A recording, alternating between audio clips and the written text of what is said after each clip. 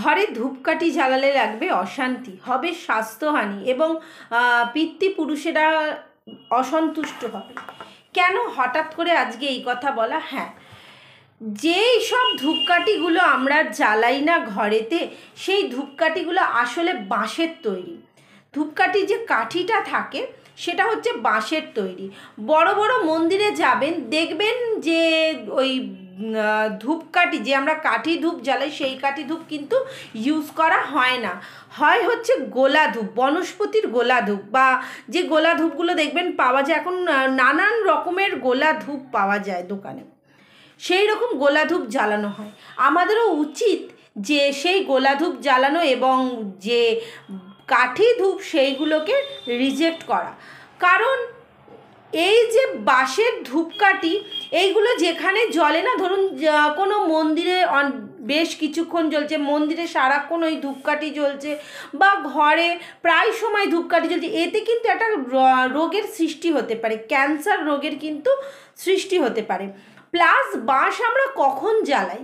কোনো মানুষ যখন মারা যায় তখনই কিন্তু বাঁশ জ্বালানো হয়, এবং সেই যদি বাঁশের ধূপকাঠি যদি আমরা ঘরে জ্বালাই, তাহলে কি হচ্ছে, আমরা ঘরটাকে কিন্তু নিজের হাতেই কিন্তু শ্মশানে পরিণত করছি, এবং যত রোগ নাড়া নেগেটিভ এনার্জিকে ডেকে আনছি। দেখুন, আমরা তো পুজো করছি ঠাকুরকে, আমরা তো ধূপ দিচ্ছি ঠাকুরকে, কিন্তু তার অজান্তে যে আমরাই ক্ষতি করছি নিজে হাতে নিজেদের ঘরটাকে।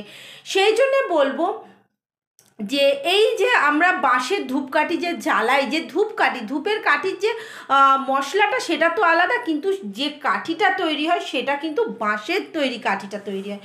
অবশ্যই বলবো যারা এখনও পর্যন্ত সেই ধূপকাঠি জ্বালাচ্ছেন তারা সেই ধূপকাঠিগুলোকে রিজেক্ট করুন, এবং করে হচ্ছে গোলা ধূপ ঘরে ইউজ করুন। দেখুন, ঘরে শান্তি বজায় থাকবে এবং শরীর স্বাস্থ্য সব মানুষের কিন্তু ভালো থাকবে।